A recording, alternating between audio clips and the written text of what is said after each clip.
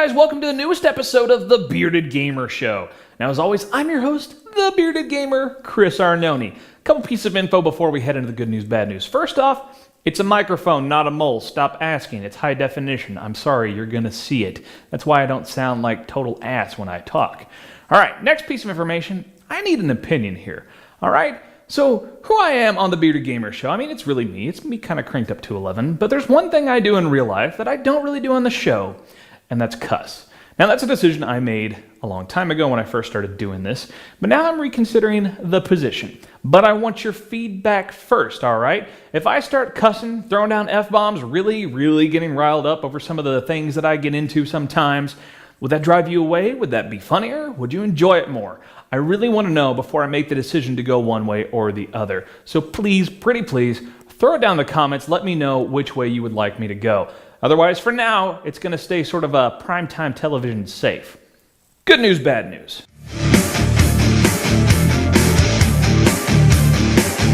The first up is some bad news, especially if you're a Dead or Alive fan. Dead or Alive 5 is going to use an online pass. Yeah, a fighting game. Is nothing sacred anymore? You can't access online multiplayer or leaderboards, something which, like, you know, in this current generation of games with a fighting game, how would you not have those? A lot of people just won't even bother if you don't have that capability. And yet there it is. I mean, what's next? Are we going to put online passes on Call of Duty, for God's sakes? This is ridiculous. I mean, you know how much I despise the online pass. And the more and more it just keeps creeping in more and more games. I'm like, is this really helping you sell games? Is it really helping people decide to go brand new instead of used? I don't know, but it must be working because it just keeps infecting more and more games. It's the freaking plague. All right, some good news. All right, let's calm down a little bit, all right? Now, I talked last week about the Humble Indie Bundle 6, all right? Got some awesome games. To reiterate, it has Rocard, Shatter, Spaz, Vessel, and Torchlight. And then for the bonus title, if you spend more than the average that's spent, you also get Dust Force. Well, the good news is they just added 4 more games. It's like, how do you make it more awesome?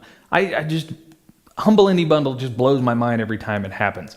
So they've added, now all of these will act as bonuses. So you do have to spend more than the average amount spent to get these. But you'll also get Gratuitous Space Battles, Jamestown, Wizorb, and Bit Trip Runner.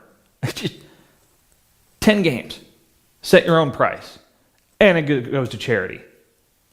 Fantastic, all right? Some bad news. Now, this isn't really surprising bad news, but it's still, you know, I'd held out hope maybe it wouldn't happen. Nintendo has confirmed the Wii U will be region locked. Now, I understand the motivations behind this. I've read about it before with the Wii and why they do this, that they try to, you know, not cannibalize other sectors of their business, especially because there's frequently a time delay between releases. So they're really afraid, you know, a game comes out in Japan, so many people are going to import it in from Japan, it's going to cannibalize the business in North America and Europe. I understand that, but it's still a bit disappointing. I mean, that problem hasn't really happened with the PlayStation 3, which is region-free, but then again, Nintendo generally has had much more of a Japanese focus. A lot more games coming out in Japan before they come out in the US. Maybe try to get them out on the same day and then just get rid of the region lock. What we really got to hope for is no Operation Rainfall situation that comes up again on the Wii U. If you make a great game, for God's sakes, don't wait. Just get it over here so we can play it, so people won't complain so much. It's very simple. You want to make money, give us good games. Pretty easy, right? Some good news. No, actually, sorry, got ahead of myself. Some just news. Forza Horizon has detailed their Season Pass. Now, if you're familiar with Forza 4, it's got a Season Pass. You get all this DLC. Now, I was just talking last week about can you have too much DLC, and I used Forza Motorsport 4 as an example. Well, here's what you get with the Season Pass. You get 5 exclusive vehicles, a launch day pack, the December expansion pack, 6 car packs, each containing 6 additional cars, and this whole thing will run you $49.99, which they say is a 17% discount over buying all of this DLC individually. $50. That's almost an entire game. They're really trying to tell me that all these new cars and things, that is worth buying almost a brand new game over again, worth of content. See, that's why I put it just firmly as sort of news. I mean, if you're really into that, really into getting all that DLC, the Season Pass makes it a little cheaper for you, and it's great. But if you just look at that and go, man, it just feels like they're trying so hard to upsell me after I buy the game, it just gives me an icky feeling, all right? Let's just leave it at that. Now, I did have some more good news, really, I did, okay? So we're going to end the good news, bad news on a high note. I always try to do that. It doesn't always work. So, release date and limited edition DLC have been revealed for one of my most anticipated games that's coming out, Dead Space 3, all right? So, it's going to come out February 5th, North America, February 8th in Europe. Now, it's going to come with this First Contact and Witness the Truth DLC bundles. Now, each of these is going to come with a free suit and a free weapon. Now, they're saying that this is really going to sort of behave as a blueprint for what that new weapon crafting system is going to do. I mean, you can really, as they say, there are millions of permutations of weapons that you can build using their new crafting system. I'm actually pretty excited about it, adding a little more sort of meta, a little more depth to the gameplay. I think that's really cool.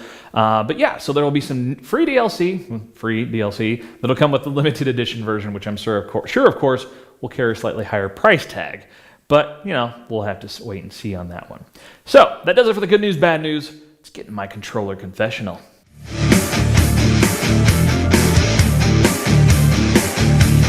So one thing I was reading about just today, Sony has just announced their new Day One Digital program. Now what this is, it's a day and date release of digital titles the same day they hit physical store shelves. Now, you can also get a 10% discount on these titles when you buy them this way, with a couple caveats. First, you got to pre-order them, and second, you need to be a PlayStation Plus member, okay? So as long as you got those two things, $60 game is now $54. $40 game is now $36. Now, their initial offering is going to include all of these following games: Resident Evil 6, NBA 2K13, Dishonored, Doom 3 BFG Edition, 007 Legends, Medal of Honor Warfighter, Need for Speed Most Wanted, and Assassin's Creed 3, okay? All of these will be available the same day they hit store shelves, and if you pre-order them, 10% off, all right? Digital download through PSN. Now, of course, this is great for consumers who really like new games, but they don't want all the stuff. They don't really care about, you know, their gaming shelf, so to speak. Kind of like me, kind of. Now, it's really not useful for collectors. I'm not going to say it's not good, because it doesn't affect you. All that physical stuff is still there. The collector's editions and whatnot, you can still go buy them. This is just a different option. It's also kind of useless for someone who really is like me, that really takes advantage of the secondary market. I buy used games, I trade my games in, or I sell them on eBay. You know, I don't hang on to a lot of games. I frequently clear out my shelf and go buy new stuff. I'm always looking to play the new upcoming games. Not much of a retro gamer. So it's not really big for me. But I can definitely see that there are people where it could be useful for. But it begs the question, Sony, are you breaking up with retailers? Is there something going on that we need to know about? I mean, you know, so far things seem to have been okay. I mean, more and more physical and online retailers are offering trade-ins, all right? And they're doing used. And I know that hurts maybe a little bit. And plus, there's the secondary market for the consoles themselves. And maybe, you know, you're not getting along because of that. But, I mean, really, this has been the publishers waging war against the secondary market with their online passes and all the other junk that they're doing. I mean, they're just screaming, raging against the secondary market as much as they can. But the console manufacturers, in my opinion, at this point, have just sort of been throwing a few pebbles up until now. I think like Mass Effect 3 was available day and date, no discount. You know, Sony has had a few day and date available games, but there's been no discount. It's not a real big thing. They don't preach it up really big. It's just, yeah, it's there, it's an option, but no big deal. But now this feels like they're firing a few warning shots. And I really got to wonder, see, here's the rub. Here's what I think about. So long as we have consoles, the industry needs retailers. I mean, yeah, you can go and download games to your heart's content over the web, but until we have a teleporter where I can just magically poof and have a console in my home that came from the ether, I still have to either go out to a store and buy it or go to an online retailer and have it shipped to me. It's a physical thing, okay? 3D printers aren't that sophisticated, for God's sakes. So there's still a need there, and admittedly, the retailers still need the industry. So why they're going to take this step? And I know some people are probably saying, oh, well, really, what's GameStop going to do? What's Best Buy going to do? Oh, they're pissing them off, but they need them too much. Look at the Amazon Kindle. Walmart stopped selling it. Target stopped selling it. You can't piss off a physical retailer enough. Now, granted, it's a little different circumstance there. The Amazon sells far and away more of its units through the Kindle units through Amazon.com. So obviously Sony, Nintendo, Microsoft would have to massively build up their own storefronts. I mean, they're there, they're available, but nobody really uses them hardly. They would have to make them just, the cat's meow before they could even think about pushing retailers to that point. But it still makes me wonder. I still think we are headed toward a digital future. Within the next 10 years or so, we probably won't have physical games at all. But who's going to sell those consoles? If Microsoft and Nintendo and Sony are trying to stay in the physical console market and they're hoping to stave off PC and be a competitor with it, but they send all their games digital, what retailer is going to back them? How are they going to sell their consoles? That's what you have to really think about. What does that future look like for actually getting your hands on those consoles themselves? 10 years' time, I guess we'll all see together. That's it for my controller confessional. See you guys next time.